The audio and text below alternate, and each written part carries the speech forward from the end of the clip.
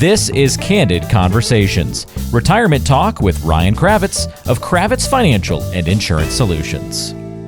Hello, welcome in. This is Candid Conversations, retirement talk with Ryan Kravitz. I am Ben George. Great to see you again, Ryan. How are you? I'm doing pretty good. How are you doing, Ben? Doing well. I know we got a little kind of year-end mailbag. Got some really good questions to run through, some scenarios I want to run by you and kind of get your thoughts on each one of these. Hopefully, people watching will kind of tie into one scenario or maybe one possible thing that could happen down the road for them that maybe they'll get some answers for today. But I want to start off by sharing this story that I came across. You might have seen this too, because the headline obviously is very eye-catching when you come across it. And I think it's something that anyone that's getting close to retirement gets worried about.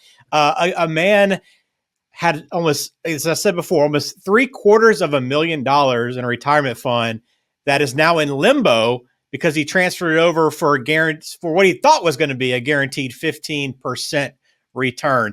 I'm just curious if you saw this and kind of what thoughts you might have on something like this, because these scams happen all the time. Yeah, I did catch this. This was in the Wall Street Journal, I think a few days ago or something like that.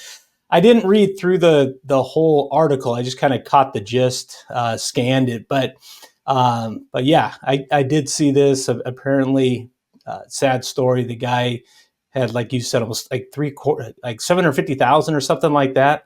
Mm-hmm. And he got some, I think, quarterly distributions, may not get that money back. I mean, it's a terrible situation. My only comments really on this, certainly my heart goes out to this guy, and I think it was his wife is well on here. But a couple of things just to kind of keep in mind to help prevent this type of thing from happening to you or anyone else is, first of all, that it said, I think it was like a 15% or maybe higher. I think it was 15.25%, if I recall. Yeah. Guaranteed rate of return. And the first thing that should come out is, any type of guaranteed rate of return of, like over 15%. It's, well, what is that guaranteed by? How is that possible? If we look at the long-term returns of the market, the stock market, depending on the time frame you're looking at, it could be 9, 10, 11, maybe 12%, right? Depending on the time frame. And so in order to get those returns, you need to take some risk. You're going to have a lot of volatility, right? Along the way, some highs and lows. When we're talking about more, guaranteed type of, savings or assets, we're talking about savings accounts that'll earn, a lot less than that, right? CDs maybe to earn a little bit more than that. And the trade-off is that you're locking up your money for a little bit longer period of time. You've got fixed annuities or, MYGAs, multi-year guaranteed annuities with insurance companies. Hopefully it's backed by strong insurance companies where you might get paid even a little bit more, maybe like in today's market, maybe somewhere around 5%. But if you're doing that, that's not just, money that you can go get to tomorrow if you needed it and get all your money back. There's always some sort of trade-offs. So in that case, you have maybe a 10% free withdrawal on the annuity, and then maybe it's in there for 3 years or 5 years or 7 years or whatever it is. So you got to know those specific terms. So that's the first thing. I mean, anytime you see that, it's like it's saying it's guaranteed and it has that really high rate of return, that should be a red flag. The other thing that I noticed there is that the guy involved, I forget his name, I guess he was barred for life by by FINRA, by the securities industry, back in like 2000, early 2000, whatever it was.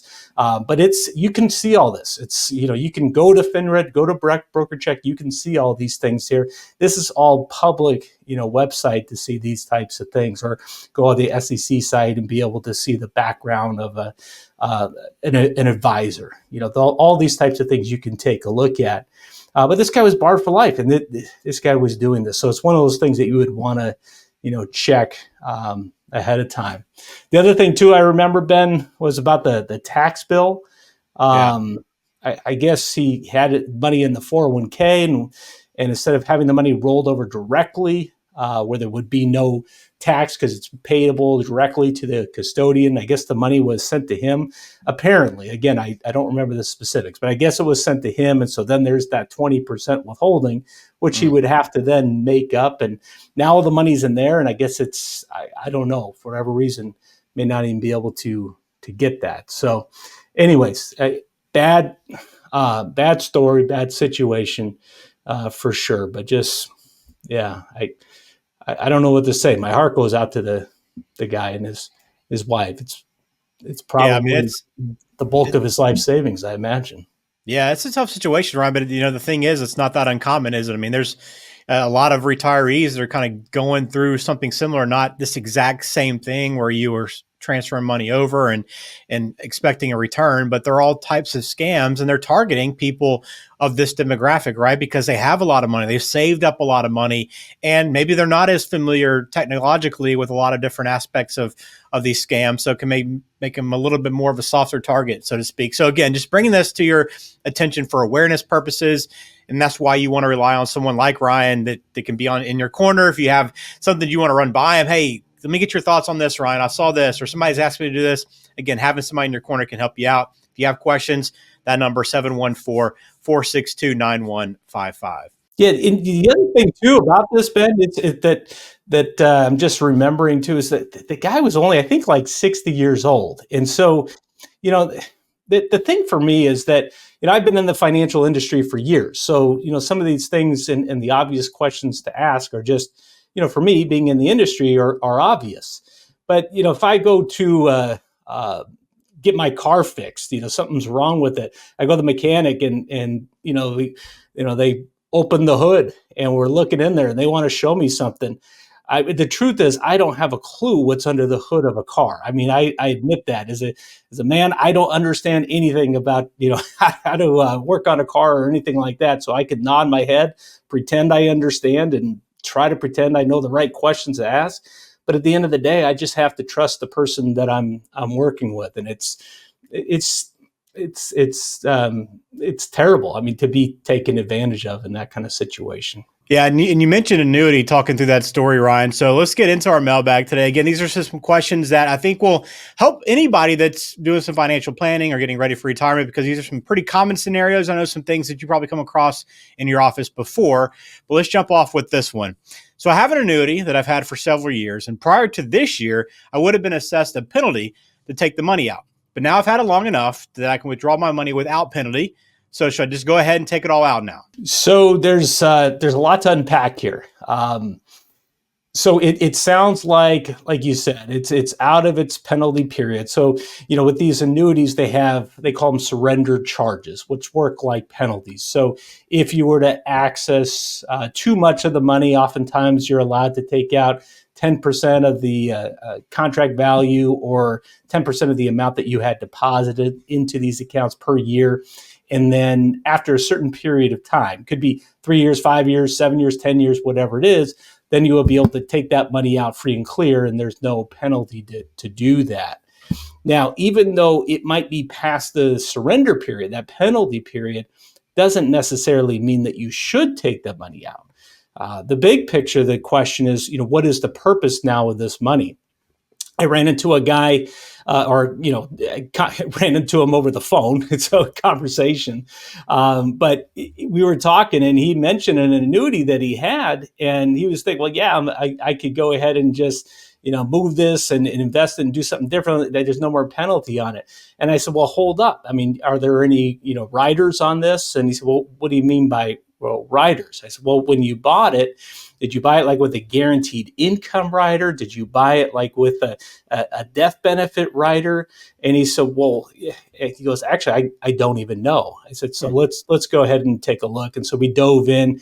Turns out he had a guaranteed income rider that's attached to this, which would mean that he would get a certain payout over the course of his lifetime. And so if he were just to move this without looking at what that guaranteed income value amount that he was going to receive in exchange for deferring this, for waiting and not touching this annuity for this period of time, he might have done himself a disservice. So you got to go back. You got to look at, okay, what's on this? Are there any riders? How does this work? What are the fees and things like that are involved? And then make a good decision to evaluate if it makes sense to do something different or if it doesn't. I will say a lot of times in today's market, because interest rates have gone up over the last few years, there have been some good opportunities, even with a slight penalty, to make a move, because you might be able to get a higher guaranteed lifetime income payout. You might be able to get just higher, interest rates on your money or whatever it might be. There's all different types of annuities, but the bottom line is make sure you understand what you have, how it works.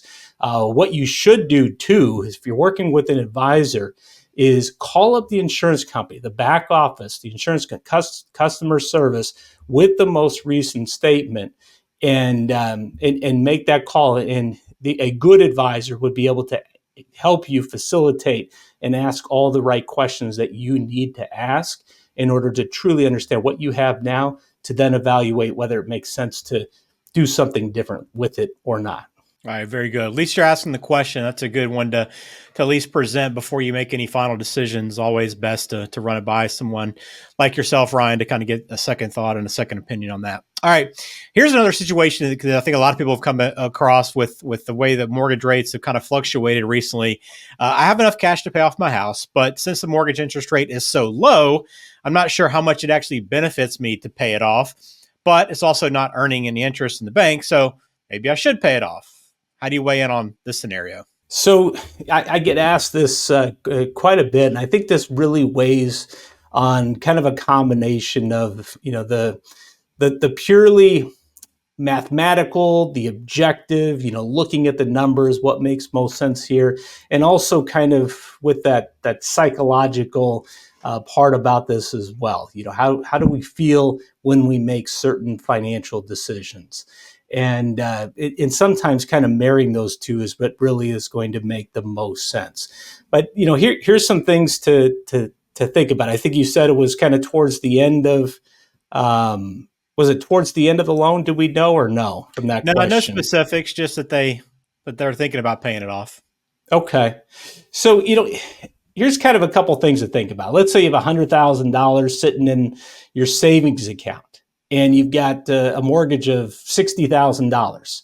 And if it makes you feel good to go ahead and pay off that mortgage, pay off that 60 grand, you still have $40,000 in savings, and assuming that's plenty of money to satisfy your emergency reserves, that might be the smart, good thing for you to do, even if the interest rate is like 2.5% or 3%, like some people have nowadays that locked them in a few years ago. Now, I understand that interest rates are higher on savings accounts and other treasuries, T-bills and other things like that. But nevertheless, if it gives you that comfort, that psychological, good feeling to go ahead and do that, then it can make sense. Now, I say that, but let's say you had a $100,000 mortgage and you have a $100,000 mortgage payment, and now you're going to use all of your savings, let's say, to pay off the mortgage. Well, now what if the car breaks down or the roof leaks and you need money, right away? Now you don't have that money in the emergency reserve to do it. Or if you're going to take that money from an IRA or a 401k and have to pay taxes to do it, then it may not make sense to do that either, right? So you need to evaluate, all these different things in order to make the right decision for you. Yes, a common scenario right now, I think, for people that are sitting on that low mortgage rate, trying to determine whether or not they can put their money somewhere else and get better returns out of it. But again, there's a couple of different factors there to weigh. So glad we are able to work through that one a little bit. All right, how about this one, Ryan? I've recently learned about the Spousal Roth IRA for a non-working spouse. So I have a question or maybe an issue that you could help me with. Does the IRS allow a Roth conversion from my traditional IRA to the spousal IRA? And would the IRS allow a partial transfer between my Roth IRA and a spousal Roth IRA? So a couple of different parts to that question. Yeah, so IRAs can be confusing. There's a lot to it, but really just to kind of maybe simplify this, break this down, keep in mind, IRA is individual retirement arrangement, actually. Oftentimes we say account, but it's individual retirement arrangement. But the key word is individual. So that is just your account. So if you have an IRA, then you can do a conversion to a Roth IRA, but that's going to be to your Roth IRA only. You cannot do that to your spouse's Roth IRA, whether they have one already or whether they're looking to establish one by doing this. That can't be done. A spousal Roth IRA, typically what we're talking about here is the contribution, because there's two ways to get money into a Roth IRA. You can either make a contribution or you can do a conversion. So conversions, like we were just talking about, take a certain amount from like your traditional IRA that would be subject to tax, and then make that conversion, move the money over, and then you're going to pay taxes on that money this year. But a contribution is you're making a contribution up to whatever the limit is that you're allowed to this year, which can be $7,000 or $8,000, depending upon if you're over 50 or under 50. But there's other rules there too as to whether you can deduct that contribution.